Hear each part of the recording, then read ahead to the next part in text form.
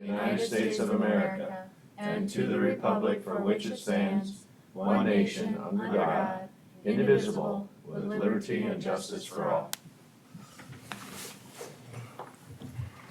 Can I get a motion to approve the agenda, please? Second. With that, before we vote, I'm taking off item 1. So with that amendment, same I'll- motions? I'll change my second. Change my motion. All right, motion to approve minus number 1. Yep. Yes. All right, thank you. You can call the roll, please. Aaron's, Yes. Gibbon, Yes. Poppins. Yes. Schmidt, Yes. Landine. Yes.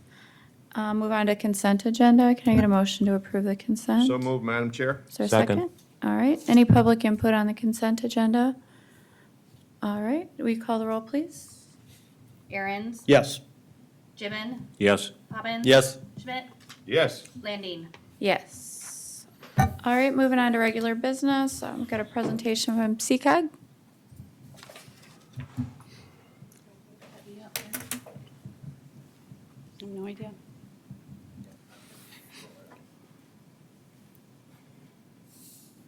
I think he had it.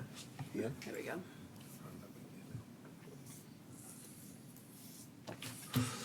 Oops. The wrong thing there. Good morning. Morning. Morning. Lynn Keller Forbes. I'm the president and CEO of the Southeastern Council of Governments, the Southeastern Development Foundation, and Dakota Business Finance. And I have two of my staff members with me here today. Will you speak into the speaker Sure. louder, please? Is I that can't better? hear you. Thank you. Better? That's I much have better. two staff members here. I'll let them introduce themselves and kind of tell you what their interaction is with CCOG and you as a county. Hi, I'm Heather Ferguson. I'm one of the founders for CCOG, and I help the community administer grants and loans. Thank you. Could you come up to the microphone when you speak, please? We're online, so it doesn't pick it up unless you're speaking into a microphone. And my name is Levi J. Elm. I work as the GIS and land use planner for CCOG. We do a little bit of comprehensive plans. We help communities to write comprehensive plans and zoning regulations. So I'm the go-to guy for that. Do you want Harley to repeat herself? She sure can, yeah. Sorry, just repeating. I'm Harley Ferguson. I'm a planner for CCOG, and I've been here for 2 years now, and I help the communities with grants and loans. Thank you. Thank you. So planning districts have been around since the 1970s. This is our planning district here in the corner in the southeastern part of South Dakota. I've been the director of this organization since 2001. We operate under a joint cooperative agreement between the 6 counties and the 5 first-class municipalities. Overall, we have 40 communities and 6 counties that could be members. Membership is voluntary, and we do have 100% membership. So I think that speaks very highly of my staff and the services that they provide. We do not have any taxing authority. Just to give you a sense of revenues, overall, the organization took in $3.1 million in revenues in 2022.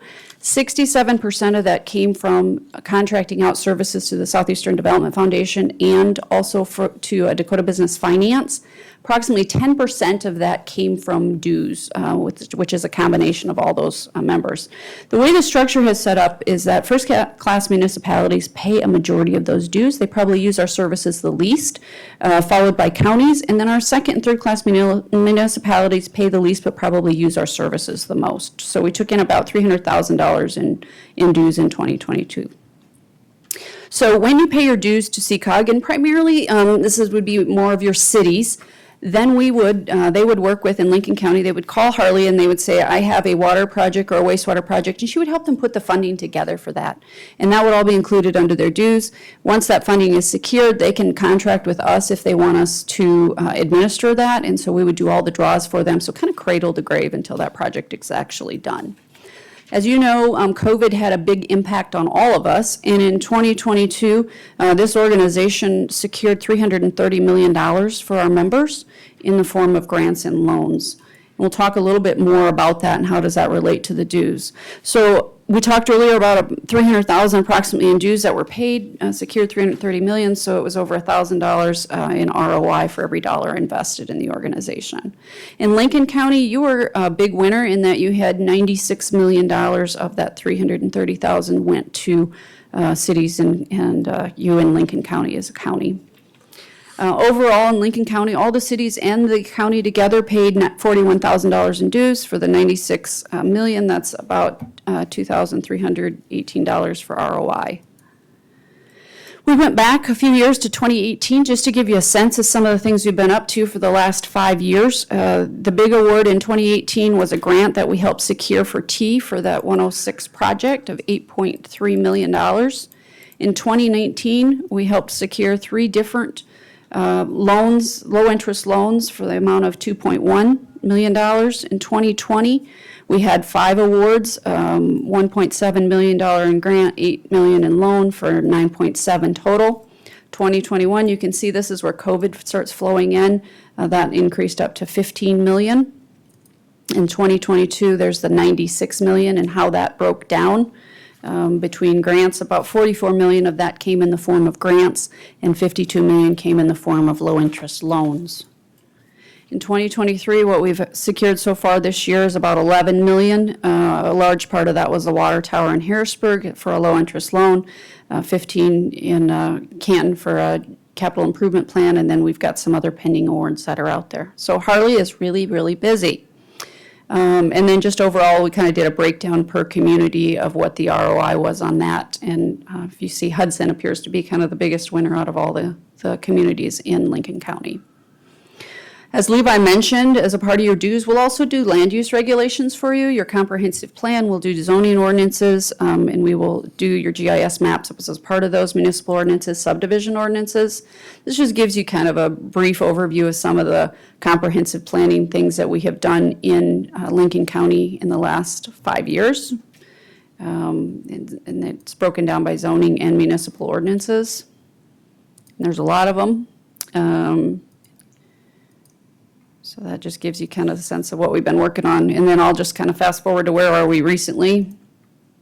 We did a lot of redistricting. We helped you guys with that, also Harrisburg, Lenox, and T. Obviously, we only have to do that once every 10 years. Some of the other things that we do is that we work with the MPO, and we've done a considerable number of MPO studies in Lincoln County over the last 5 years as well. So some of the things that we do outside of your dues, we'll administer, as we talked about, the grants and loans. We'll do environmental reviews, a lot of specialty grants. If somebody wants us to do something that's outside of what we normally provide, we do charge $100 an hour for that and $75 an hour for member rates. We'll do pre-disaster mitigation plans. You guys just did yours in 2020, this year, 2023, just finished up. You did one with Minnehaha County. And then we will do some contract work for GIS and redistricting. Here's the pre-disaster mitigation, and you have to do that every 5 years. Southeastern Development Foundation is another organization that was created in 2002. We actually started it to provide gap financing to businesses. And over the years, that has grown to about a $24 million revolving loan fund. We've expanded it into housing. 48.7 million almost in loans. We'll probably hit that 50 million before obviously too long. Some of the projects that we've done in Lincoln County was the Riverview Christmas Tree Farm. We've also done 2 or 3 others, child care facilities and Omega Liner. We did the Tiger Tots facility in Harrisburg was one of our projects. And we've done also Dakota Seal and the Country Apple Orchards over there as well. In Lenox, we've done quite a few loans over there as well, total of D&D Small Engine Repair and Cooper Seed. Equity Green and T. T always has quite a few projects going on, but about $2 million we've done in T over the years.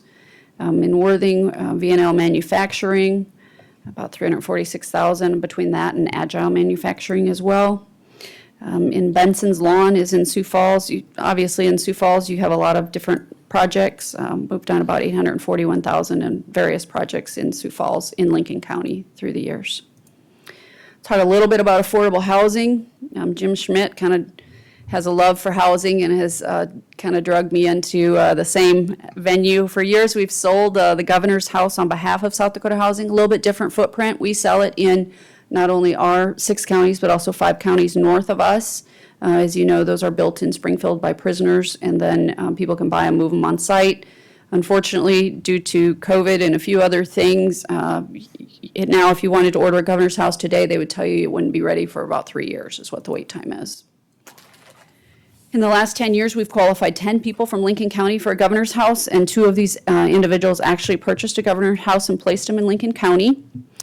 For the first time in 2023, we took our affordable housing outside the city of Sioux Falls, and we did 2 governor's houses in Salem, and we did 3 in Beersford, with a 4th one that'll be pending as soon as we can get the house. 2 of the 3 in Beersford are in Lincoln County, and 1 is in Union County. So 603 North 3rd Street we sold in early 2023, and we have 507 North 4th Street that's currently listed for sale. We're firm believers in housing. You can't have economic development if your workforce doesn't have anywhere to live. And so that's part of the reason that we've been very proactive in trying to get communities to do housing studies. South Dakota Housing came out with a program where they would pay for half the cost of a housing study. And CCOG said, let's contribute the other half. So the community only has to come up with 25%. As far as I know, we're the only planning district that's actually put cash into that. And this will give you a sense of the communities that have taken advantage of that in Lincoln County. After some of those did their first study and some time had lapsed and they had done quite a few projects in their community, then they came back and wanted to do another study. And we've had Canton, Harrisburg, Lennox, and Worthing that we paid for a second study for as well. I also run Dakota Business Finance, which does SBA 504 lending. We have a little different footprint there. We have all of South Dakota, we have all of Iowa, we have all of Minnesota, which is a recent thing, and then 3 counties in Nebraska. The 504 program, when you think of that, you should think of fixed asset financing, land, building, equipment, those kinds of things. We've consistently been the #1 CDC in South Dakota since 2009. Typically, we do more loans by ourselves than the other 3 CDCs do together. To give you a sense of what we did, we just finished up federal fiscal year 2023. This is the numbers from 2022. So we did 65 loans last year. 52 of those were in South Dakota. 44 million in South Dakota. We leveraged 83 million in South Dakota for a total economic impact for 127 million, created and retained over 1,000 jobs and worked with 26 different lending institutions. This shows you the kind of the typical structure for a business if they want to use the SBA 504 program. The bank will provide 50% of the financing. Dakota Business Finance, actually the SBA, would provide 40% of that financing and subordinate behind the bank. Those funds come from the sale of bonds. And then the borrower, in best case scenario, would only have to come up with 10% down. We can do ag. We're doing more ag lending on this. It is 15% down. It's considered special use, but still, that's a pretty good deal. The bank would provide 50% of that financing, and then SBA would provide 35%, and the borrower would need to come up with 15%. We've done quite a bit of, we've done some bare land, we've done some dairies, we've done grain elevators, hog farms, feedlots, we've done all those kinds of things. Anything value-added ag, this is a good alternative to. We can go up to 5 million, whereas FSA is limited at 2. So this is how the ag loan structure would look. And we're going to roll through some loans that we've done in your county, which obviously just adds to your tax base. So this is a refinance that we did with Lincoln County Ag. We've actually done $1.9 million in loans in Canton. The Apple Orchard, we did the original Apple, or the original wedding venue in Harrisburg. We did the second wedding venue, and then we did actually the orchard as well. So about $3.6 million in Harrisburg. Daycares are a big thing. This is a daycare that we did in Lennox and worked with them there. And in Lennox, we've done $713,000 in loans there. Here's T again. T always has a lot of loans. About $4.6 million there. And then here's Worthing. About another $2.5 million there. And then lots of projects in Sioux Falls, obviously, about $11.2 million there as well. So lots of good stuff going on. We're located at 500 Northwestern Avenue. We have recently kind of remodeled and moved around and done some other stuff. So if you're used to going in one door, there'll be a new door for you to come in the next time you come visit us. Love to give you a tour, love to have you stop by. I want to thank Harley for putting together this presentation for you this morning. Lots of good information there, but I do want to be respectful of your time, which is why I'm sort of rushing through it. And you have it, so you can go back and look at it if there's something else you want. You're always welcome to reach out to me with, I kind of say the good, the bad, and the ugly. So if you've got good things to say about my staff, love to hear that. You got any problems or questions, happy to try to address concerns as well. And certainly appreciate our partnership with you and your staff as well. Does anybody have any questions? Madam Chair, I just want to emphasize the fact that I've had the privilege of serving on a CCOG board, and I'd like to commend Lynn and her staff for the outstanding job that they do. This idea of being able to provide housing surveys for our community to grow, their ability to access loans for development purposes, regardless of what it is truly amazing when you look at the numbers. So, anyway, I was not paid to say this. I'm just, no, congratulations on very well done. Thank you. It's kind of fun to do these because, you know, we're like you, we're really busy, and so we finish up and we go on to the next. We don't often sit back and reflect on the things that, and the impact that we have on these communities. Definitely. All right. No other question? I didn't know what that was. All right, thank Thank you. you. All right, we're going to skip down to the, it's numbered item 4 on the agenda, the board action to approve a quote. Is Jake, you ready to go? I am just seeking approval to upgrade the network infrastructure of this building that we're currently in. Most of the equipment has reached its end of life with no support, so we're just looking to get it upgraded. And the total cost of that will be $140,809.59, and the service will have a 5-year agreement with it as well, with equipment. All right, anybody have any questions for Jake? Jake, how does, Madam Chair? Yep, go ahead. How does this integrate into our future with the new courthouse being built?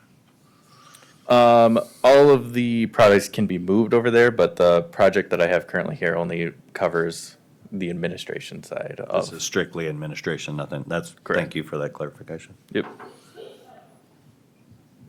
Other questions? All right, if not, can I get a motion, please? So moved. Second. Got a motion and a second. Any public input on this agenda item? All right, if not, call the roll, please. Aaron's, Yes. Gibbon, Yes. Schmidt, Yes. Poppins, Yes, Landine. Yes, motion carries. Thank you. Thank you, Jake. And then we'll move on to, John, you want to come up for your items?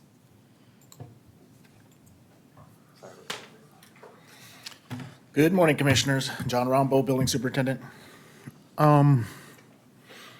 Get myself pulled up here. So first item on my list is the purchase of a sound masking system for the commission office and to include the meeting room for planning and zoning, because it's kind of shared space between them.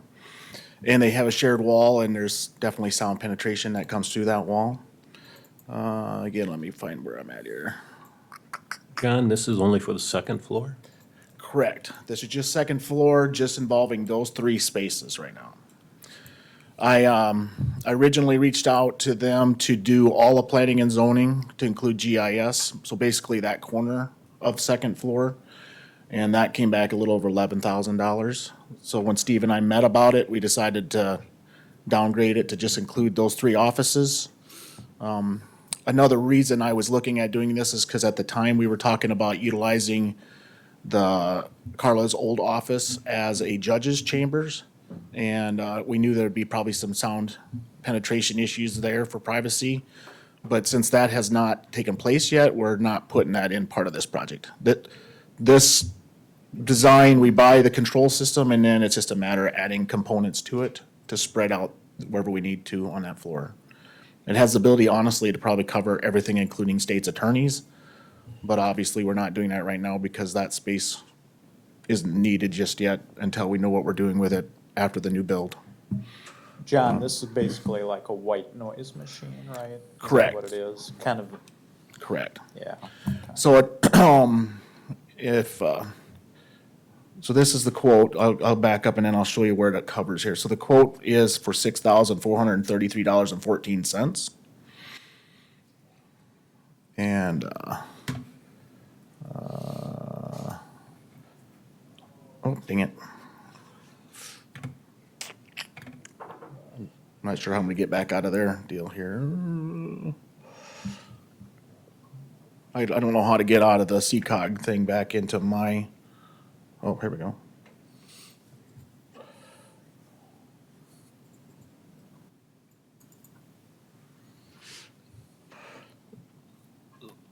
So if you could pull up that floor plan there, there you go. So as you can see, if I can run the cursor, this is the current conference room that planning and zoning's always had. This right here is the planning and zoning space, and this is the GIS space right here. Originally, I was gonna do, and then this little corner is what used to be Carla's office for equalization. And that's where I was worried that we were talking about the potential of having that as a judge's chambers, which could come back, but right now it's not needed. And then this is just a printer room. So I was gonna do all of this whole space originally for that 11,000 and something, but we decided to move it here. And this is Steve's office, this is that conference room, and this will be Steve's assistant. And so as you look at it, it's a sound system, and then as you see these points, that's where they actually have the sound coming out of it. So there's 2 points just in this space, there's 4 points in Steve's space, and then probably 5 points in the conference room. So it gives it a little better masking ability than just having like a sound box sitting on your desk. Anybody have any questions for John? All right, if not, consider a motion. Move for approval, Madam Chair. Thank you. Second. Got a motion and a second. Any public input on this agenda item? All right, we call the roll, please. Aaron's, Yes. Gibbon, Yes. Poppins. Yes. Schmidt, Yes. Landine. Yes. And then we'll go, how long is your item 6? You've got a I presentation. mean, I can clip along really fast if you want me to. Okay, let's go for it. Can you get me there, Carter? Then that'll help me get.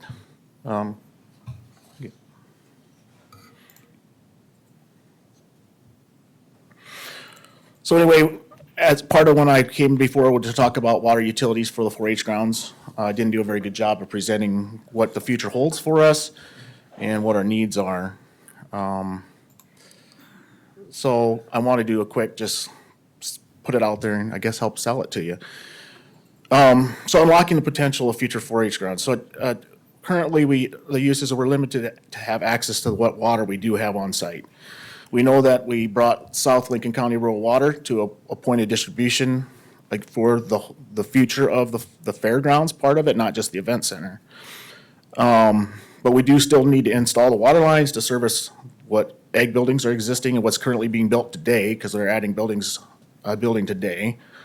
Over the next 2 or 3 weeks, we should have 2 more buildings on site.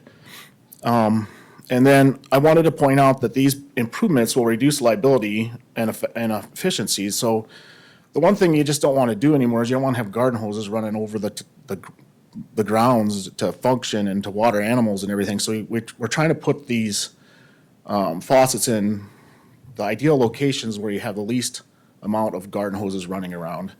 And also, there'd be the potential of having to utilize water trucks and trailers to keep the grounds wet. So again, part of this design was to eliminate that type of stuff. So what's the next steps? Eventually we'll need another event hall, which we're probably talking about hopefully adding that to the north side.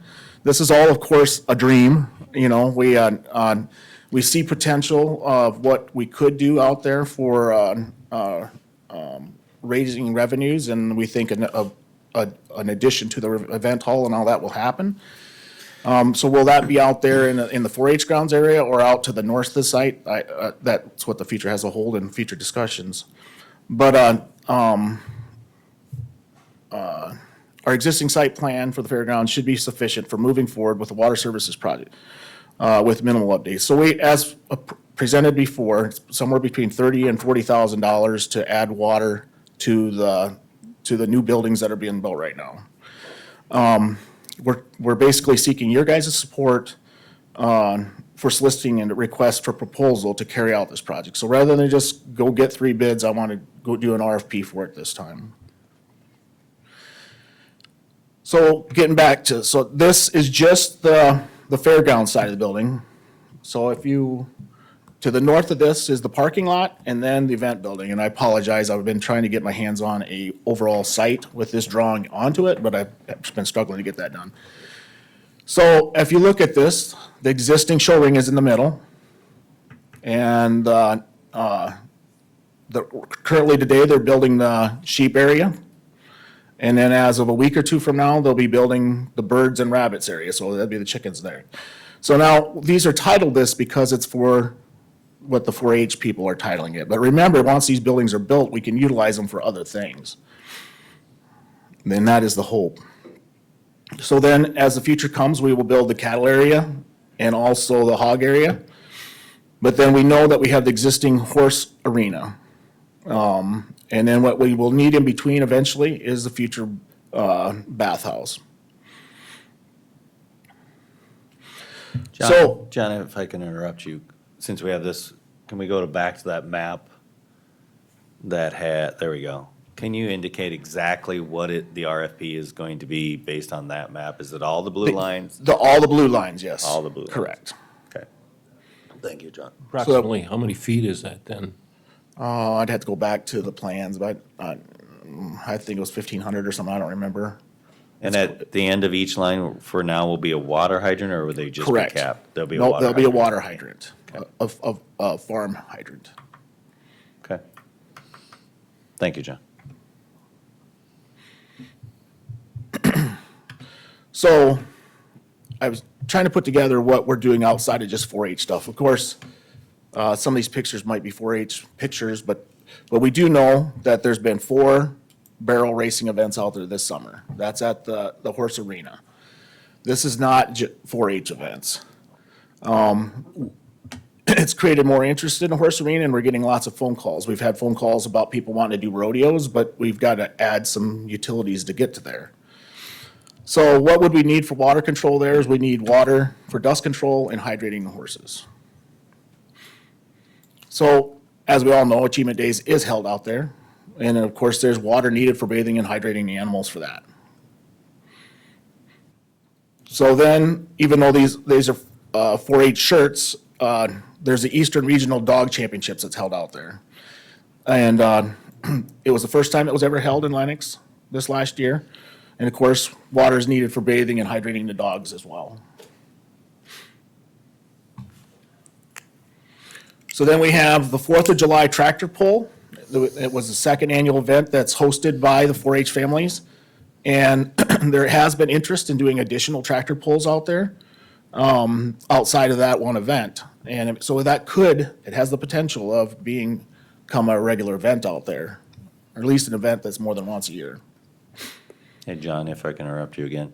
You get favor for me if you put a John Deere tractor on it next time. Commissioner Gibbon may appreciate the red stuff, but I think Schmidt and Poppins would prefer the green, but next year. You put I a feel John Deere sorry tractor in the race next year, and I'll try to These get you a guys picture. are all of them. losers over here. Okay, John, you're That all would right. require a green tractor to actually win. Yeah, right.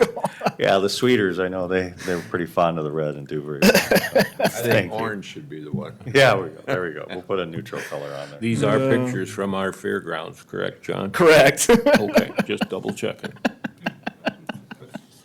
Hey, John, in that map that you put up at the beginning where it says future bathhouse, is that gonna be both restrooms and shower facilities? That's the So hope. people can clean off while they're out there? Correct. And the hope is to work with TCOG and possibly get a grant to fund a lot of that and make it a storm shelter. That's the plan. Got it.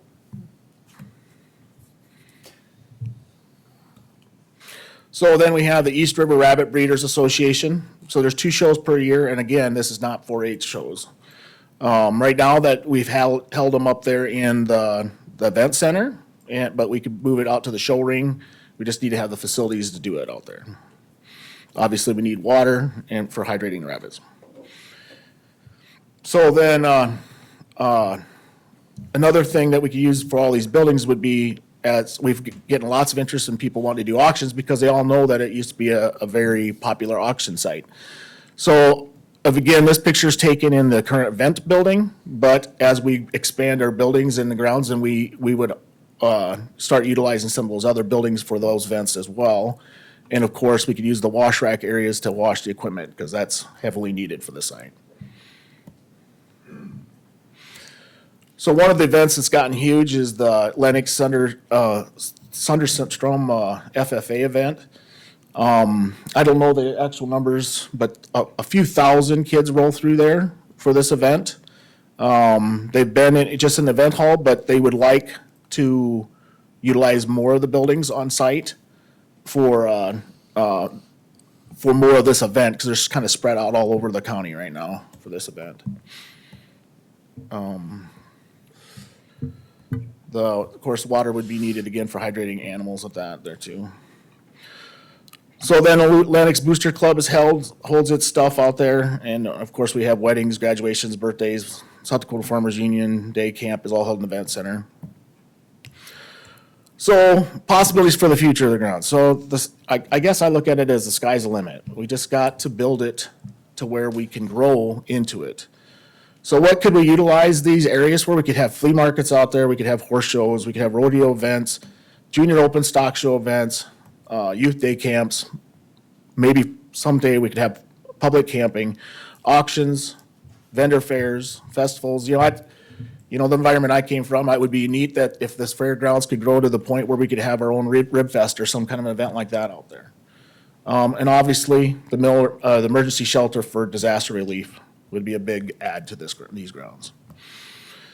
So basically, what I'm here to do is I'm just trying to say that this water utility project, although I understand it's expensive, it's all part of us growing that facility and moving it forward into the future. So that's why I'm here to see if you will support moving forward with it. John, thank you for that presentation. One thing that I would like us to be aware of all the time on this facility, it's for public use and to grow the youth and provide an avenue for them, given our desire as a board, as a group, to try to grow that segment of our county and provide an access for youth to avoid visiting with Steve Swenson unless they're having a coffee or something like that.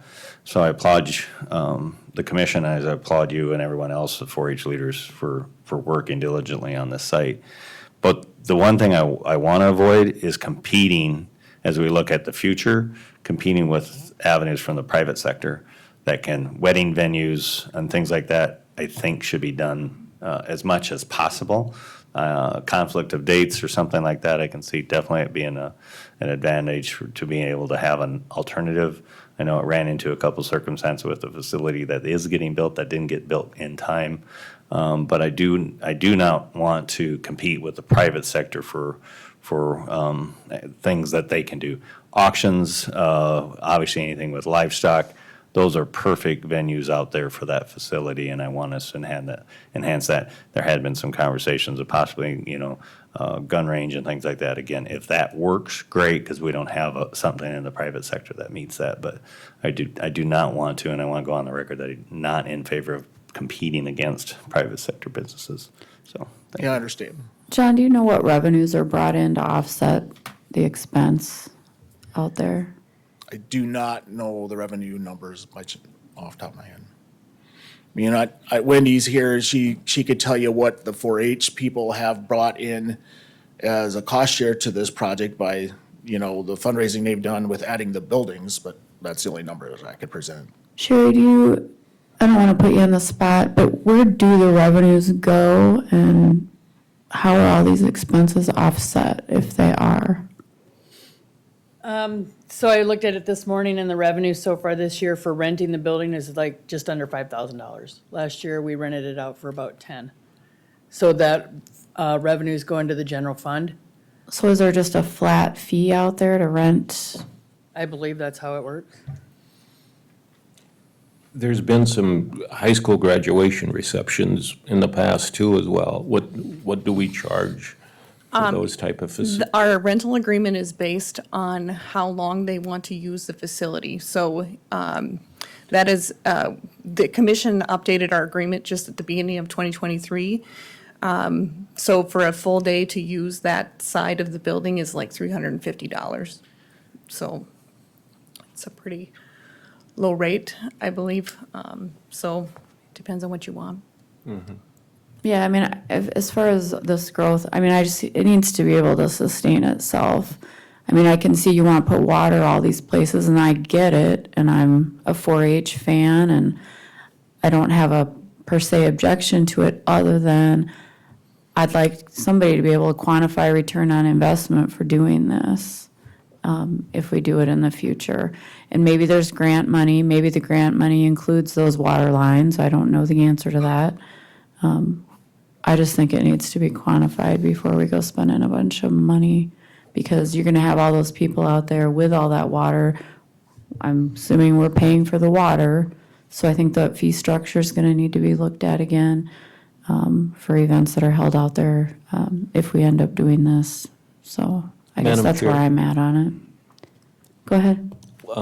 When the facility was purchased, was that the understanding that we would provide all the water use and future needs of it? Or what was the decision made at that time for those of you on the commission? I honestly don't know if there was any in-depth discussions about, I'm not even sure whether, does the revenue go into the general fund? Yes.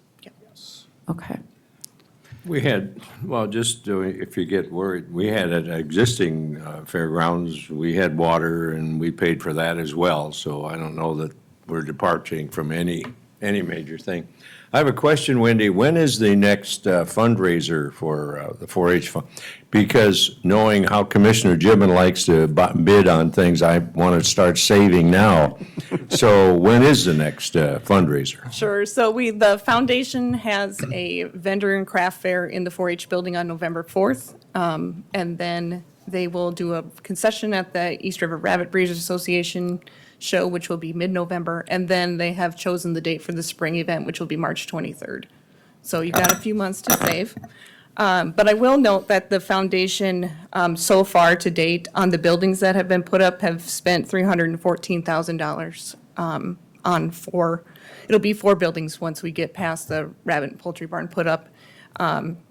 The remaining 2 buildings would be the cattle one and the swine barn, and the 2 permanent wash racks that need to be put in. So the foundation will need to get to at least a minimum of at least another $150,000 to get those projects put up. And that's been funds that have been raised through their hard efforts and fundraisers and things. Yep, that's been Which hasn't through, impacted the county budget at all. yeah. John and Wendy, first of all, Wendy, I noticed your 4-H earrings, very nice. It's National 4-H Week this Yep, week, so. very nice. So if we have rodeos or other outdoor events out there, I'm kind of curious about that. And then also, have you given any thought to how a fee structure would work if people want to, how that would work? To use the outdoor arena for rodeos, we need to have some more discussion on that.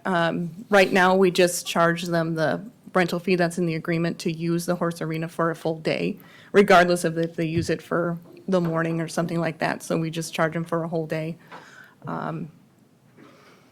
I know the problem the barrel racing runs into is when they do it on Wednesday nights, it gets too dark too fast for them. Even if it's the summertime, it gets too dark to get through all their, to run through all their runs out there. So that's another thing that are continuing to work on, is to get lighting out there, which we do have a donation of lights. It's just getting them put up and connected. So that's just, if we're looking at changing fees, that would be something that we would need the commission to look at. And then, is there more anticipated use as well? I mean, are they barrel racers and rodeos coming to us and saying they'd like to do it, but they want this? Or are they saying we'll come anyway? Or what are they saying? Well, we're getting a lot of more interest in people wanting to use the horse arena for riding, and we haven't figured out a way to let them just come ride, to do some sort of fee structure with that. Like, there's been talk of, can they have like a punch card, they can come ride this many times? We kind of get a little into insurance things on that, of how that's going to be covered too, so. Thank you. Madam Chair, Yep, go ahead. as I've sat in this chair for a few years as with Commissioner Schmidt and all of you now, there's nothing I don't think that I'll look back, over my history and say that I've been more proud of taking a chance and investing into the future of the youth and the people of Lincoln County as making this purchase. The facility that we have didn't lend to us making any improvements. It just wasn't our site. Buildings are antiquated. The future is great at this location. We don't know exactly what that future is because it's not defined, but we have a lot of good and great people working on that to the future. We have an avenue, if we were concerned about using just straight taxpayer money on this improvement, we are still able to allocate some ARPA money that had been used for funding of salaries. I believe we could utilize those funds if we needed to make this infrastructure improvement. But this truly is an unmeasurable asset to what the future will be for the youth and the people of Lincoln County. I've spoken with many individuals in the area that really would appreciate having an auction. Family members pass away, they don't know what to do with their stuff. That was I never had thought about that until it was gone, and people say they really miss it. So I think the site will continue to grow, and some of it has to be that we have to actually invest into it to make it better, and that's what I'm hoping that taxpayers support for the future. So thank you, Madam Chair. Thank you. With that, Madam Chair, I'd offer a motion to approve the RFP. Second. Hold the Take your pick. phone. I do not have an RFP request on our agenda, so I'm not going to consider a motion because it's not on our agenda that way. How is it, Madam Chair? It's just board discussion and input. It's not an action item. Encourage you So- to bring forth. I'd have to see the RFP, Okay. so, You can't just do that. no. Sorry. Thank you for the correction, Madam Chair. All Is right. that a legal interpretation that we can't do that? That's the chair interpretation. I don't know. Okay. All right. We'll move on to the next item if there's no other questions. Thank you, John. you. Thank you. Thanks for the presentation. All right, David? Morning. Good morning. Dave Myers at the airport. First item is, I think if anybody's been out at the airport, we have a tower with a beacon on there it's old. It's two wooden posts that stick up around 45 feet, and there's a center post. So in the spring, we had do some repair on that, and I think the repair is around $700 because of neglect. It's just difficult to get the light down and repair it. So right now, there's something out there that we could have a brand-new one. The brand-new one is coming from Springfield Airport. They didn't want to use that, so I flew down there, looked at it, it's in great shape. The only cost to us would be the setup of that. And the current item on there is from Efferson. And that's probably the only place around the state that would put something up like that, and they're based out of kind of the Aberdeen, Webster area. He's been down and repaired the current beacon, so he's well aware of our situation. So that's kind of what we have out there. So he would probably be able to complete that around, I would say, beginning of December, so it'd be operable by Christmas time. So it's a little bit shorter than the one we currently have, maybe by about 5 feet, but I think we'd still be sufficient. It'd look really nice, and also I could take it down by myself and repair the bulbs and do items like that instead of having 3 people there, and it's kind of dangerous. So You didn't happen by chance bring a picture of our current Along with posts? Yeah, I don't have a picture of that. That's pretty crude. So, anyway, that one that's currently there has been moved from one place of the airport to where its current location is. And I think we just need something new. And this is a pretty good opportunity for us. And I talked to someone at the highway department, and they say they'd be able to run down to Springfield, put it on one of their trailers and bring it back up to us, so. Have you seen it, Dave? in Yes, I flew person? down there to look at it. So it's in two pieces, which it'll fit on, I think, probably about a 24-foot trailer. And we could get it up here, so. All right, yeah, questions? I just want to take this chance to thank Dave. He's been a great asset improvement to the facility. This is just one of the things that he's been working on since he's taken office or position. And it will be a great improvement. And there are many things coming, and I think the attitude out there has changed dramatically. So thank you, Madam Chair. All right. Anybody else have any questions for David? All right, if not, then can I get a motion, please? Move to approve. Is there a second? I'll second. Okay, I've got a motion and a second. Any public input on this item? All right, if not, will you call the roll, please? Aaron's, Yes. Gibbon, Yes. Yes. Hawkins, Schmidt, Yes. Landine. Yes, motion carries. Next one, David?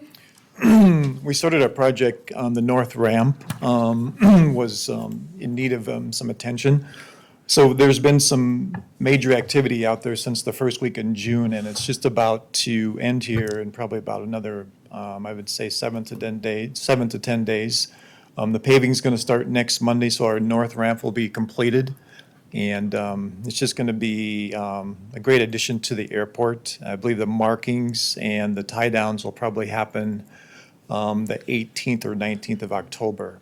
Currently, what I see here is just the approval of the agreement with the South Dakota Department of Transportation.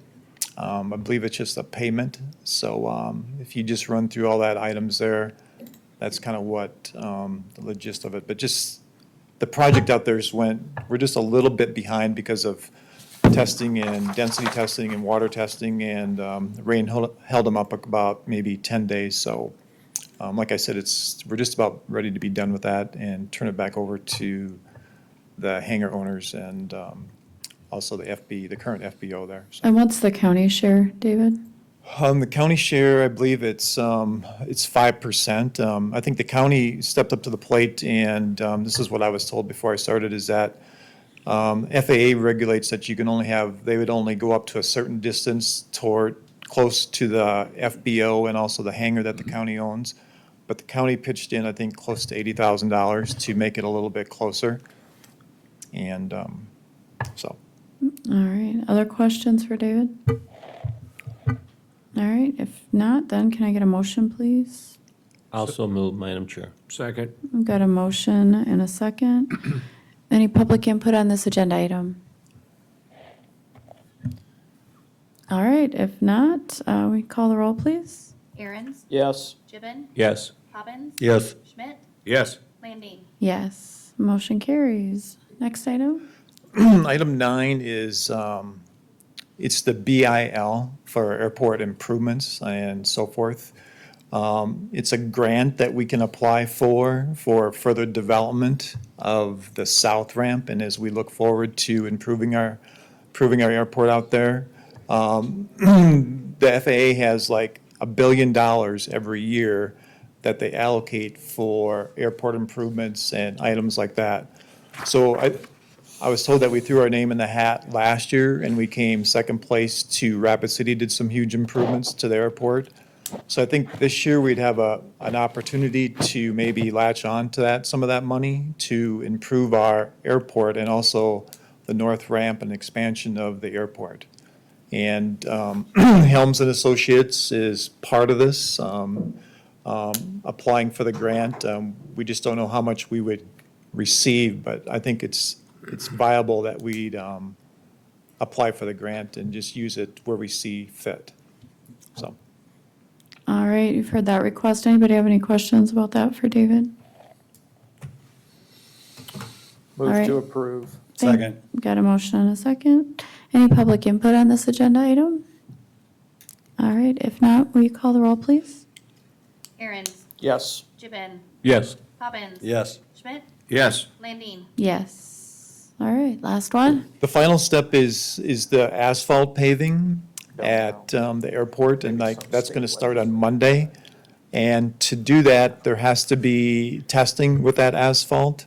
Currently, we're going to have 6 inches of asphalt, and someone needs to come out and confirm that it's the right quality and everything. So there's 3 quotes out there, and the one that's probably, the one that the contractor has used is from the Sioux Falls. I think it's American Engineering and Testing, and that's probably the lowest one on the bid request. The contractors use them, and also Helms has used them to do that. So my recommendation is go with American Engineering and Testing, and it's For that motion, probably Madam Chair. fairly quick. Second. I've got a motion and a second. Any public input on this agenda item? All right, will you call the roll, please? Aaron's, Yes. Schmidt, Yes. Gibbon, Yes. Poppins, Yes. Landine. Yes. Thank you, David. Just, well, I don't know if I can take 2 minutes of your time, but we do have some down the road, the south ramp and also the expansion of the 20 acres that the county bought. And our advisory board, we've met for the second time, just talking about the development of that. So I don't know if this is the time to bring that up or not, but there's just been some discussion if we should move forward with completing the south ramp, which is probably around 5,000 square feet, and maybe adding a terminal or an FBO, something that'd be more viable to the aircraft owners and also the tenants that do come in there. So that's part of it. Then also, we have that 20 acres of development. Do we want to proceed with that to build hangars, which I know there's a huge demand for hangars at our airport, and that's kind of where we're at. So I don't know if there's any discussion or any questions that you would have for me. I have 2 of my advisory board members here, Dale Knuth and also Wyatt Hanemichael are here. So if you do have questions, they would be great to answer that. David, a couple years ago, we were kind of looking at this hangar situation. If we build the hangars, are we eligible to apply for the grant from the FAA to help subsidize those? There'd If be you money, know. there'd be money there for the taxiways and constructing that. I don't know how much, I don't know if there'd be any allocations out there for actually the physical part of the hangars. So we'd be looking at private investment for the, That's correct. okay. Yep. A great thing, maybe, David, we should spend some time and go visit with Miss Keller. She may have avenues for the structures themselves that if we move forward. Chair, board and audience, that we're sitting on an application for a new GA building.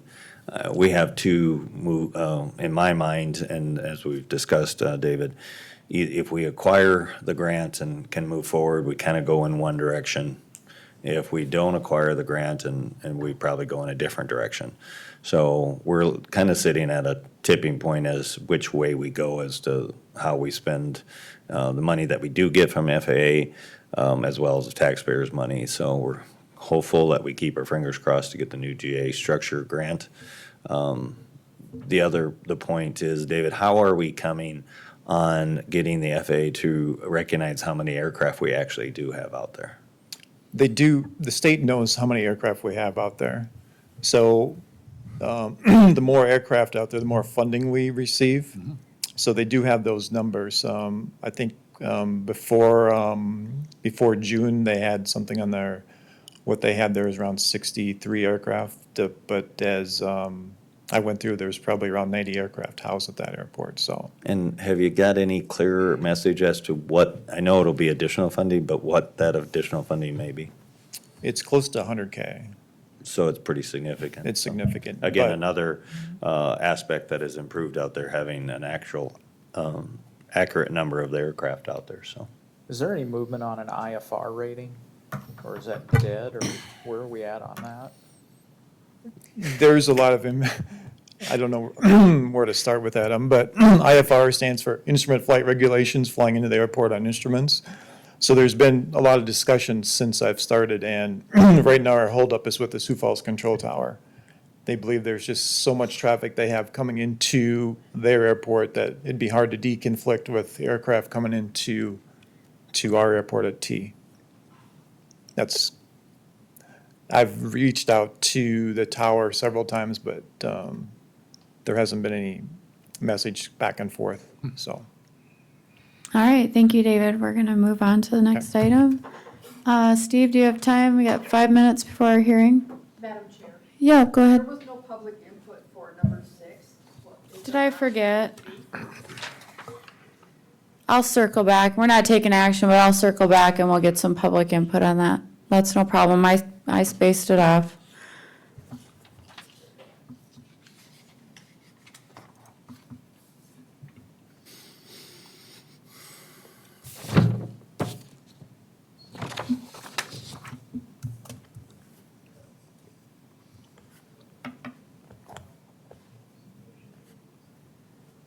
Madam Chair, members of the commission, I'm Steve Rasmussen, your Commission Administrative Officer.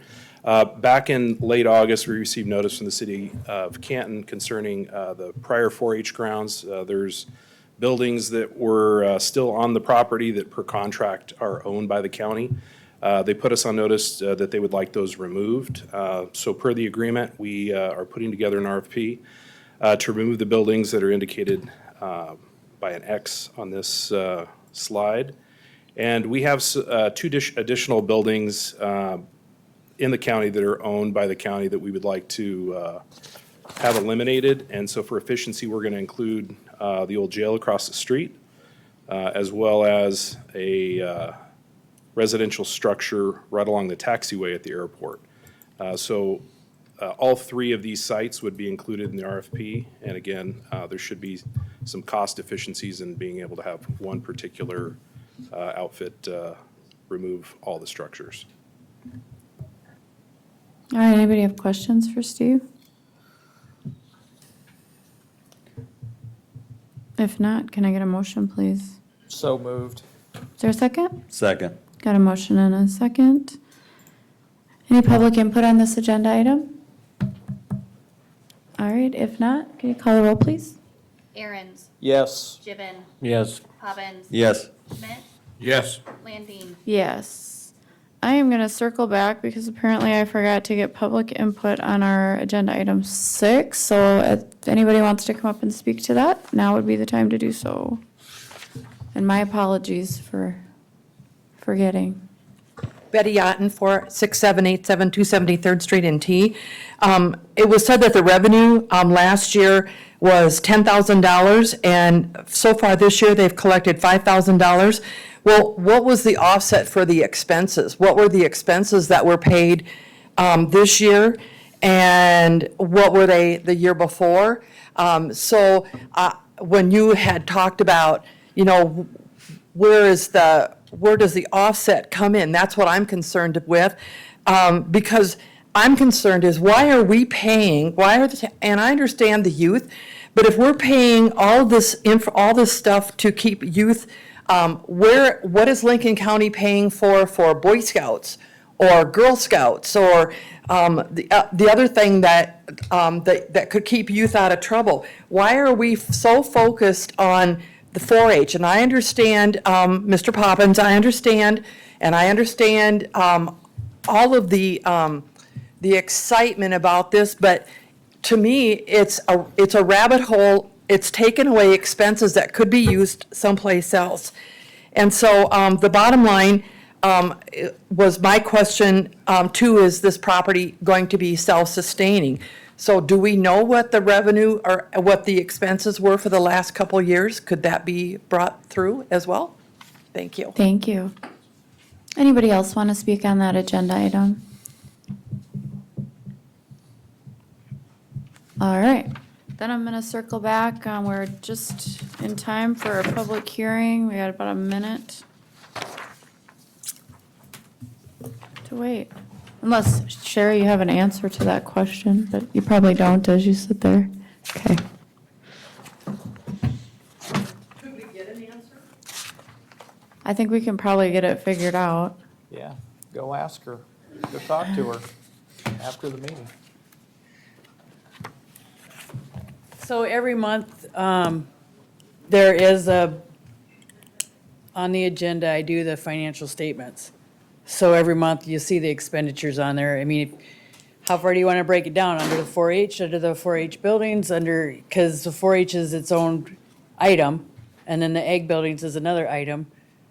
All the information has been on the agendas, but come and talk to me and we'll break down exactly what you want. All And I right, can present it to the board also. all right. Thank you for that, Sherry. Madam Chair, the other connection, it's funding through the state system as well, so. All right, thank you. It's time for our public hearing. Terry, you ready?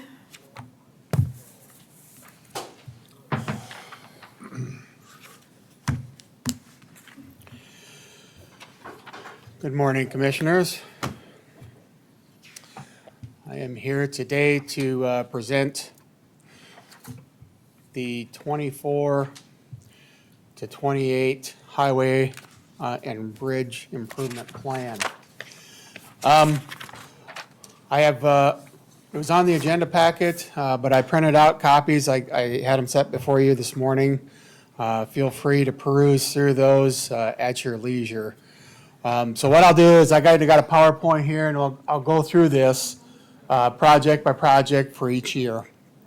So starting in 2024, we have a mill and overlay. We have 10 miles we're going to be doing.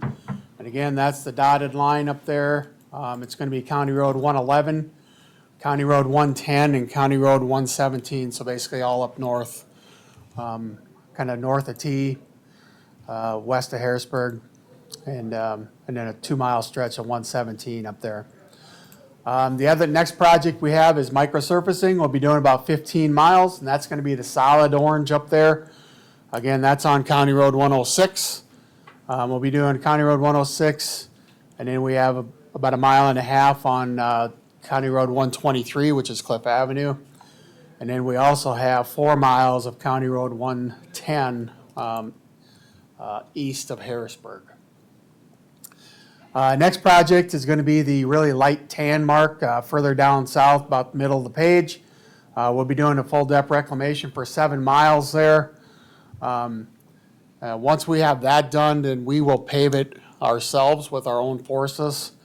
And again, you'll see at the very bottom of the chart over here, asphalt patching, 18,000 ton. I have enough tons in there for our yearly usage to pave that 7 miles. Next project I have up there, the next ones are going to be bridges. So number 1 is going to be 4200740, and that's a federal replacement grant. Again, this was from 2020 federal replacement project. Number 2 on the map there is 42011 210, 42012 210, and these are the ones that we refer to as the junkie bridges. If you recall, several years ago, we had to close that structure. That's going to get replaced. And then the last structure for the federal replacement is going to be 42050 287, which is number 3 on the map there. Excuse me, that'll be number 4. Actually, we got the numbers wrong there. It'll be where number 4 is on that one. So number 4, which is where number 3 is, my apologies, I didn't catch that. We have a 42020 that's going to be a preservation project on a bridge there, and that one is on County Road 105. This is what we refer to as the Orange Bridge. We are going to be applying for a grant again this year for preservation on that structure. So hopefully we can get that. And then the other items, we have bridge inspections. This year will be, it's on the off year, so we'll be doing bridge inspections on 96 structures, and those will be on the gravel roads, on township roads. So, any questions on 2024 projects? All right, 2025. 2025, so this year we have microsurfacing is the first project, and that's the solid line, solid green. It's going to be County Road 105, County Road 106 west of T, and then County Road 116 or the Parker Shortcut, a couple miles there. Now, The next project on there is full depth reclamation. We have another 7 miles. And again, if you look down at the bottom of this chart, I have 18,000 ton of asphalt. That full depth reclamation is going to be on County Road 102, which is way up north, 269th Street. We're going to be doing, the plan is going to be doing 2 miles east of Highway 11, and then the other is going to be 5 miles going west of County Road 111, up there at the very top. Again, same as with 24, the plan is we can do the paving ourselves to hopefully save some money on that project. The next item I have is a turn lane or intersection project. This is County Road 105 and 116, or the Klondike Road. Again, we're going to be looking at, I have 1.3 million in there. We just had an impacts to traffic study done on this, so we got a couple options back, what we want to do. So as soon as we slow down here, maybe the end of this month or early next month, I'll have IMEG come down, we'll do a presentation on what the findings of that study and give us a few options of what we want to do, and then we can move forward with some planning on that. Bridge projects for 2025, I have 42, 224, 250, 244, 255. This is the Hudson Bridge. We got some pretty significant work to do on that. Again, we've already been awarded a preservation grant on that, so this project is in the planning. The number 2 on the map there, that's going to be the new one. We're applying for a preservation grant for that one in 2024. Hopefully we'll get a grant on that. Again, that's on 42, 175, 153. And again, that's the one that I came before you a few months ago, and we had to do some emergency repairs on that, on the ends for the expansion joints. I also have on there, I have the County Master Transportation Plan review. It'll be 6 years coming up here since that was finalized, and I think we need to probably have another update done on that. And again, so in 2025, we also have bridge inspections. Again, 63 structures will be inspected on the asphalt roads, on county asphalt roads. So, any questions on year 2025? No? 2026, first project, it's a dotted blue line. We have mill and overlay. I have 20 miles. That were 20.5 miles, pretty aggressive that year.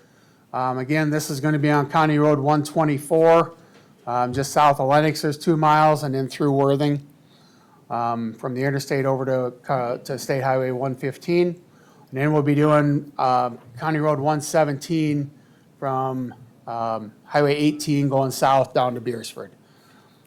The next project, we have microsurfacing. Microsurfacing for 2026 is going to be the solid blue line. That's going to be, we're going to microsurface County Road 152 from the interstate to Hudson. Again, that's a project that's being done this year. They just completed it. We're pulling shoulders up on that one now. That was our big project for this year. The next one on there is the really light blue. We have 6.5 miles of full depth reclamation. Again, same thing as before. We'll do the paving on it ourselves. This is going to be on County Road 140 from the interstate out to the county line. And then we will have a reseal project. It's going to be pretty small, but we'll be doing reseal on County Road 134 and County Road 102. Those are the 2 roads, the 2 previous year plans that we did full depth reclamation and putting a new mat on them. So they'll be having a chip seal on them. Get into bridges. So number 1 on the list there is structure 42, 152, 170. This structure is on County Road 134, just south of Canton. We have a deck unit that needs to be replaced. We'll be having that done. And then number 2, it's going to be the same thing as 42, 166, 150, and that's on a township road just on the south side of Canton. That one will have a deck unit replaced as well. The next items, we have engineering for, we have preliminary engineering for 4280-193. That structure is number 3 on the list. That's on County Road 148. And then we'll also have engineering done for 42-172-240. That's number 4 on the list there. And that should be, it's over on County, that's on County Road 139, it looks like there. Yes. We have replacements, well, 3 replacement projects. Again, these are going to be through big grants, 42-200-226, 42-200-249, and then also 42-120-283. So 42-120-283, that is going to be on County Road 125. It should be on County Road 125. And again, opposite year, we have bridge inspections. We have 96 that are on gravel roads that we'll be doing, and then asphalt patching. Again, I have 17,000 ton planned for 2026. Again, that is primarily for paving the 140. Any questions on fiscal year 2026? Yeah, Terry, so on projects 3 through 7 there. Yep. When you've got a different year behind each of them. Yes. Does that mean those expenses get incurred in the year that you have listed there? So the project year, or the year that's behind those, are the year that we're applying for grants. Okay. So the 3, 5, 6, and 7, we'll be applying for build grants for those coming up in 24. So those numbers we see up there are anticipated expenses that'll be incurred in In this. 26. Correct, yes. Yeah. And then one other question, just going back one slide. I saw that the bridge inspections in FY '25 jumped up to $1,270 a bridge, but the year before and then the year after, they dropped down to kind of that $800 range. Is there any reason why it jumped up to $1,200 in FY '25? Because some of the bridges on the asphalt roads are larger structures. Okay. And they're more intensive. Got it. Makes So- sense. Thank you. Any other questions? All right, fiscal year '27.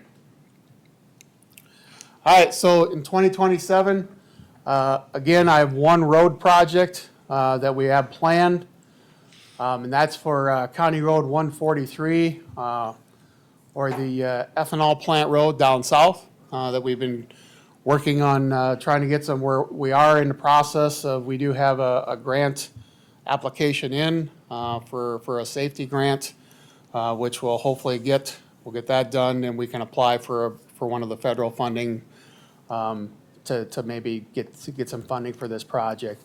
So that is the reason that for this project, I only have $1.5 million for county funds, because I'm hoping to have about $5 million worth of grant money to get this. So, and again, this is going to be for full reconstruction on that 3.5 miles. 2027, the next 2 projects, I have 42-010-265. We were just awarded this project this year on the federal bridge removal. So we're going to be removing this structure off of our system. Currently, it is closed. It's been closed for about, 15, 20 years now, I believe.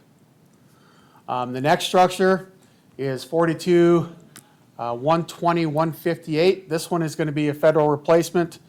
This is on County Road 125. Now, this structure we were just awarded under the federal grant this year. And the reason that there is $0 for county funding behind these 2 structures is because both of these projects are at 100% through the grant. So, again, opposite year, bridge inspections on 63 county asphalt roads. This is on the county oil roads. And then the asphalt patching, again, we're dropping it down to where we normally have it at 13,000 ton on miscellaneous roads. And primarily that's due to, because we probably have to save up a lot of money for the 143 project, the full reconstruction. So, Any questions on this project? Those bridge renewals or removal, Yep. then after they are gone, what's the next step then? So 42010, 265, which is number one on the list over here. That's on a township road, it's down by Centerville. Once it's removed, we're not putting anything back. So it's no different than last year, I believe, we had a bridge removal grant for the White or Helder Bridge, just north and east of Canton up here. Just like that one, it's gonna be removed and we're not putting anything back. So. And that's the same thing with the other one as well? The other one, number two on this list, that's a replacement. So this is County Road 125. It's about a mile, 2 miles south of Highway 18 on County Road 125, or they call it 5 Mile Oil sometimes, going So that south. would be done in 27 then? Yes. As well? Yes. Any other questions on 27? 2028. On 2028, the only project I have listed right now is resealing. And again, that's on County Road 140 down south. And again, I know that we'll probably have more roads to add to that because we'll probably do some more mainline paving ourselves. I'll probably have some roads to add, but again, a lot of that is going to depend, once we get 5 years out, road projects or paving really becomes fluid because sometimes we have a road that we thought was in good shape. It really took a beating and so we'll have to change it up. So we do have some resealing in 2028. And then I also have 2 bridge projects. Number one there is 42080-193. This is on County Road 117. And then we'll be applying for the grant in 27 to replace this. Again, the other structure is 42172-240, which again, we'll be applying for a grant for replacement on this. And that's one on County Road 148. Again, bridge inspections, again, on county gravels or all gravel roads, not just county gravels, but we have 96 structures for that. Any questions on 2028? So this is the 5-year plan. I guess what I'm looking for, we'll have to take some public input, see if there's any comments, questions, concerns on any of this.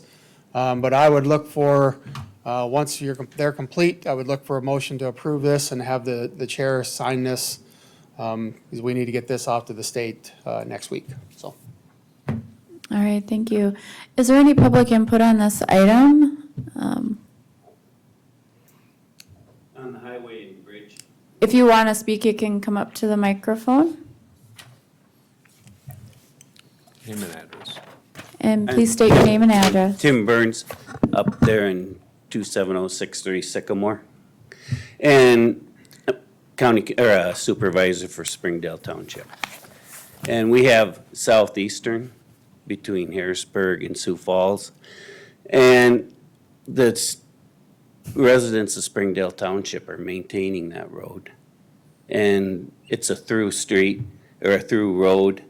It's no longer a township road. We have a count of 800 to 1,000 vehicles a day on that road. And it shouldn't be our responsibility to maintain that road for the whole county. People on 106 turn up and go north. They come down on it, they go on 106, they go into Harrisburg. It's more or less a county road than a township road.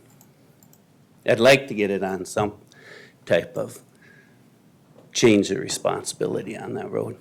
The people of Springdale Township shouldn't really be responsible to maintain that road. Thank you. All right. Anybody else want to come up?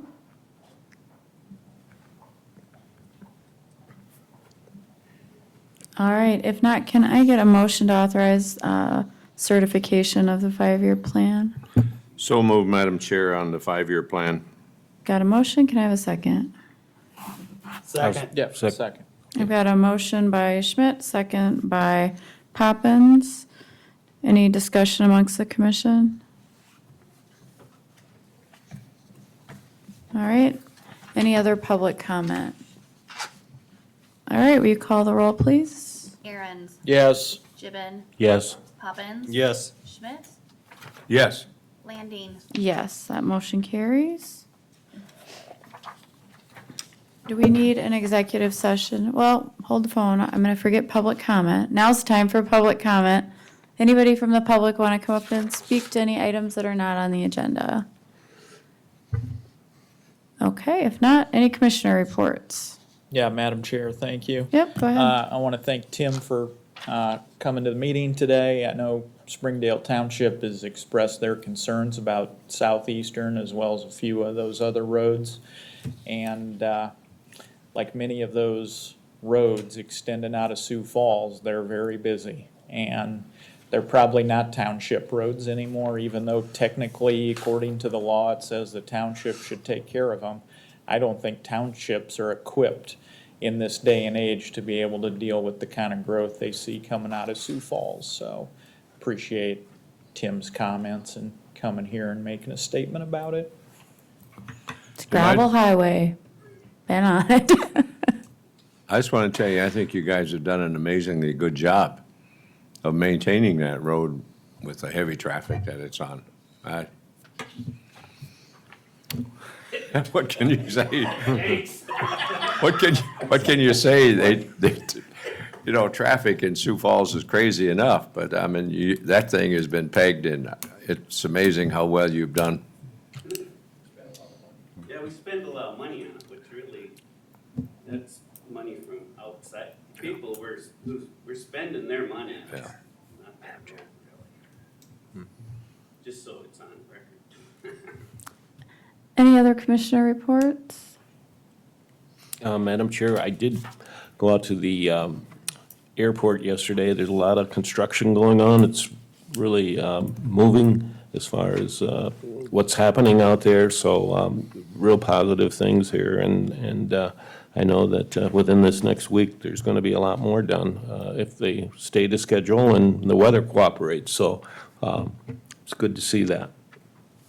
All right, thank you for that. Anybody else? All right, do we need an executive session today? We do.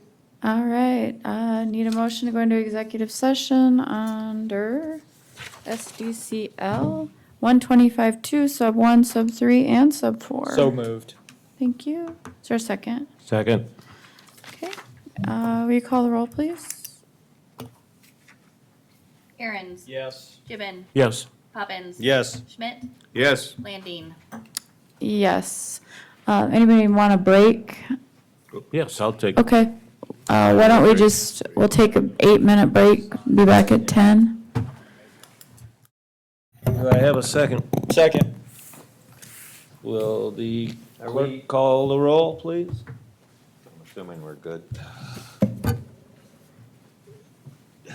Commissioner Aaron's, Yes. Commissioner Poppins. Yes. Commissioner Schmidt, Yes. Commissioner Gibbon. Yes. Do I have a motion to adjourn? Move to adjourn. Second. Call the roll, please. Aaron's, Yes. Poppins. Yes. Schmidt, Yes. Gibbon. Yes.